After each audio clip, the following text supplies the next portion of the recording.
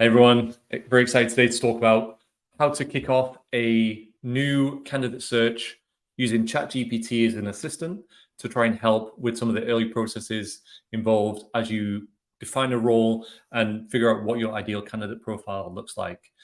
So I'm going to walk you through a quick example today. I'm going to share the slides in the links below. So feel free to take a look, download, copy and paste the prompts. You can use, as much as you like. Hopefully they work out for you. I would love to know if they were helpful and any suggestions you have for improvements. And if you have got some good results, again, would love to know from your experience as well. So without much further ado, I'm going to jump straight into the set of slides. And so we're going to talk about how to recruit for a role using Chat GPT. And the reason this is important is because it's really helpful to be able to make better hiring decisions using data. We know that Chat GPT has this really great big model, but it's not perfect. And so by incorporating different elements of Q&A, as well as our ability to search using LinkedIn, in this case, what we can do is actually really kick off a very good search process, in just 10 or 20 minutes of work, and actually cut through a lot of the early administration by leveraging some of the tools of ChatGPT. So when we think about the kickoff process, what do we think? There's three main roles that we want the kickoff process to achieve. One is to align on the business objectives of the job. Now, think about these as objectives, as high level, not immediate tasks that need to be completed. And that's important because as we start to think about defining the role, we really want to think about long-term success in the role, not just short-term jobs to be done. And that's how we're really going to scope the role and find the best candidate.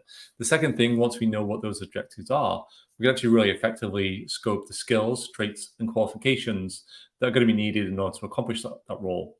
So we'll cover those, and I'll explain what each of those means in a few minutes.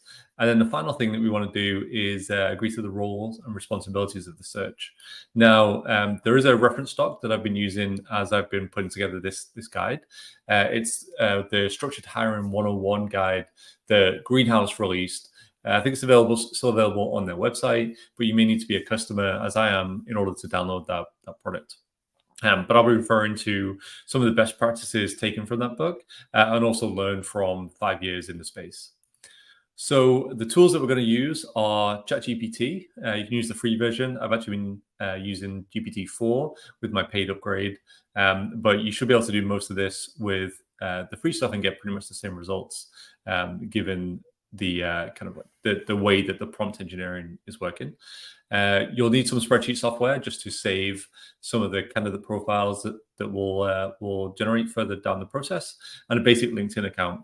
Actually, we're not going to use LinkedIn Recruiter for this or Sales Navigator. We're actually just going to use the basic LinkedIn search capabilities. So step one is to actually really think about what do we want to achieve when we are starting to hire for a new role? What are the long-term big picture results that we want this person to accomplish? And so there's three questions that a recruiter would normally ask of their hiring manager when kicking off a job search. And so what we're going to do is actually take these three questions and get ChatGPT to ask them back to us. Now, this is really useful if you're a hiring manager, maybe you've never recruited before, or if you're a recruiter, but you actually want to enable some self-service with your hiring manager team, and maybe just go through the process together and actually talk through the different stages. This is just a good way to actually have that kind of third-party perspective and trying to understand really what is it you're actually trying to accomplish with this role, not just what are the short-term things that need to be done. So the three questions we're going to ask: what goals need to be achieved in a year in order for this role to be successful? The second question is, beyond that, what would a superstar accomplish within that year? So we have our minimum expectations of these are the things that need to be accomplished over the next 12 months. But if someone came in and really crushed that role, what would they accomplish? So it's really thinking about the stretch goals for this kind of role. And then if we dial that back to, okay, if the superstar comes in and crushes those goals in 12 months, what are they accomplishing within the first 90 days? This is really helpful as you think about further down the recruiting pipeline, when you're creating an onboarding plan and really trying to help set this new hire up for success. What are the things that you can give them and the milestones that you can set for them so that they can deliver on that success? So they're the questions we're going to bake in. And what we're going to do is actually bake that into a prompt. And so this is the format. If you've seen some of the other videos, this is one of the formats I like to use when you want to have more of a interaction with the chatbot on GPT. So the way that this is structured, it lays out the context and the goal of the engagement that you're having, and we're actually giving the model some information. So this is just some basic data points that I've collected.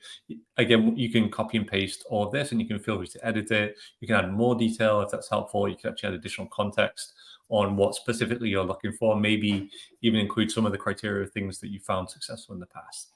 But essentially, what we want to do is give the model the context of how that should act, the goal of the interaction, what we're looking for. So, criteria of a best recruiter. In that, if you're acting as a recruiter, these are the things that you should be doing. And then we're going to clearly lay out the structure. These are the steps that we want the model to follow, and actually the format for how we're going to interact with it. This is important because quite often the model will actually infer what it wants to do next. And actually, as part of practicing and demoing some of the results early on, the model started to skip ahead and started generating job descriptions and offering to do kind of searches for potential candidates. So we kind of had to dial that back and really just focus on exactly what we want. So when you paste this into GPT, the Chat GPT bot, what you'll do is kick off a Q&A process with Chat GPT. And then it will start to ask you the questions that we've laid out. It will capture those responses. And then the final thing it's going to do is actually create a summary of the responses, which is really helpful as we start to think about feeding each part of the model into the next prompt.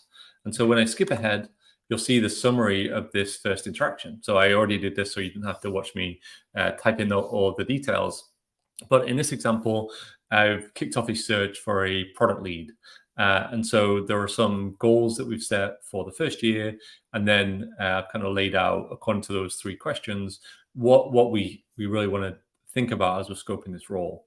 And so this is the result. You'll see it's pretty much just reading back to me what I've said, and this can be helpful to confirm between the recruiter and the hiring manager, or the hiring manager and the AI recruiter, if you want to think about it in that respect, what it is that they are looking for.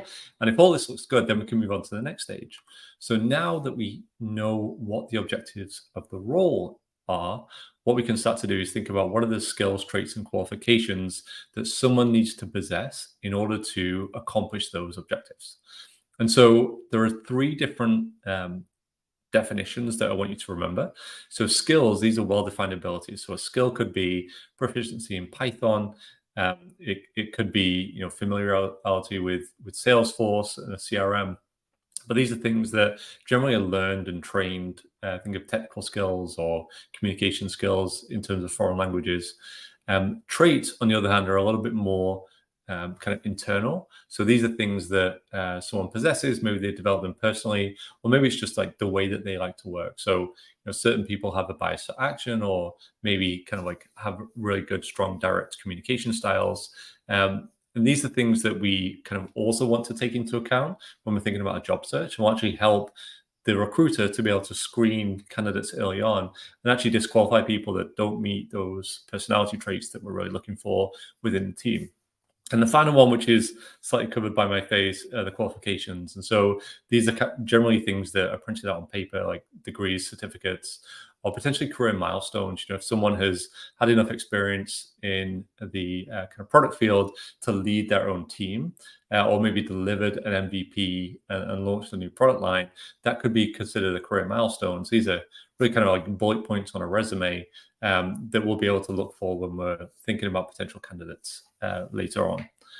So once we've got that, once we understand what we're looking for there, then we can generate a new prompt and start to say, okay, given the objectives that we've created, now ask me about all these other factors so that we can start to clearly define what those are. One of the things that I incorporated here was examples of the types of skills traits and qualifications that may be relevant given the objectives that we've set earlier on. This is really helpful because oftentimes it can be hard to really kind of think through on the spot exactly what you're looking for without kind of cheating and biasing the process by going and having a look at someone who's already doing the job. We're trying to avoid that as much as possible until we get to the last stage, which is really looking for our ideal candidate. And so once we have this kind of laid out, we drop this into Chat GPT, we follow that same question and answer process, and we come up with another kind of summary. And so this was the engagement that I had with Chat GPT. It took a couple of minutes to go through the entire list of questions, but it actually created this skills, traits, qualifications bullet point list that's actually really going to help to define the must-have requirements for somebody in this role by kind of laying it out in very clear, structured language. Once we've got that, what we actually want to start to do is to think about how we can then look at different profiles and determine exactly what we're looking for. So if you think about the way that we've worked through this process, we've started off with, okay, what is the kind of high-level long-term objective we're trying to accomplish with this role? Then how do we define what a strong performer would look like, and what does that strong performer need to be able to do in their first 90 days? Essentially, what are the things that they must have that we can't necessarily train them on? Once we've got that, we can then lay out the skills, the traits, the qualifications to define the must-have requirements. And then that feeds into the final stage, which is then looking at some profiles to see if the profiles could potentially fit what we're looking for. Generally, this happens after an intake meeting. So a recruiter and hiring manager will meet up and they will talk about what the hiring manager is looking for. And then maybe several days later, the recruiter will come back and say, okay, I found these profiles. Can you review? Is this what you're looking for? Actually, by using Chat GPT, we're only 10 minutes into this discussion. Already, you can start to then look at different profiles together and really figure out what you're looking for. And so by using this very simple prompt, what we can do is have Chat GPT generate a Boolean search. A Boolean search just means a way to kind of copy and paste certain text within a field. So it actually pre-filters the results for us. So I did that. I took the Boolean search that this prompt outputted and then put it into just the regular LinkedIn people search. When I created a filter that filtered to just people with that job title within Greater Boston, and then I picked 3 large tech companies that would potentially have a kind of product manager who could do consumer-facing applications. I came up with this list, and you can see we have about 800 potential candidates here, which is actually a really good number to start fishing from.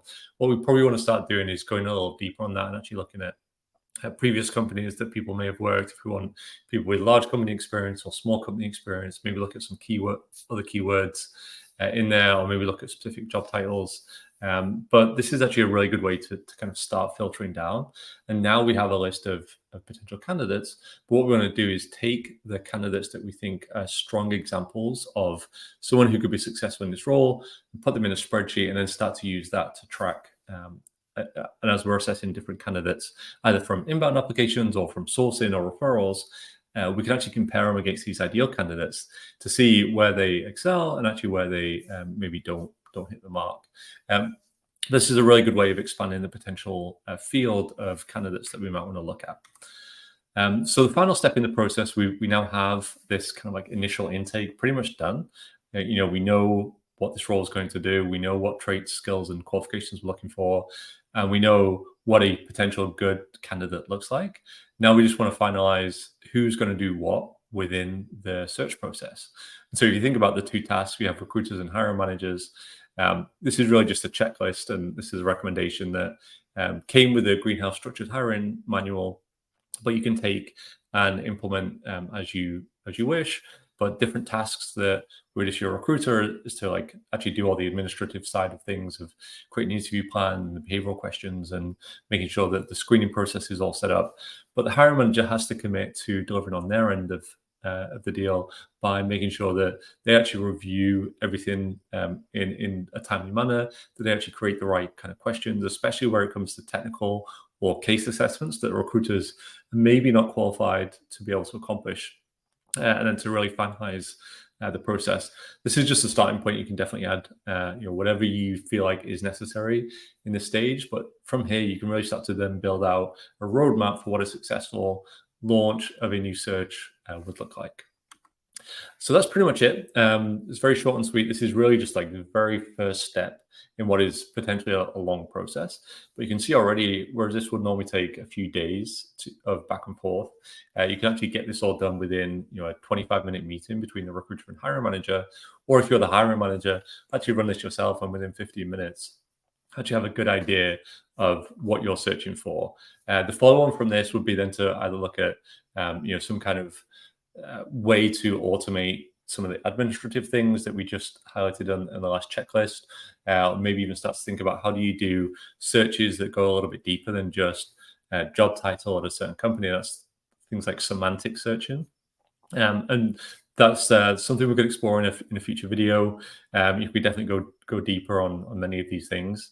Actually, what we do with our Recruit Copilot product is take all of this and then apply it in a way that creates pretty much one-click actions to generate most of this information and then help leaders to create more data-driven hiring decisions using competitive intelligence and talent market data. So if you want to learn more or you have any requests for another deep dive, you can see my email. You can drop me a note on LinkedIn. I'm pretty active on there. Or just visit our website, recruitcopilot.com.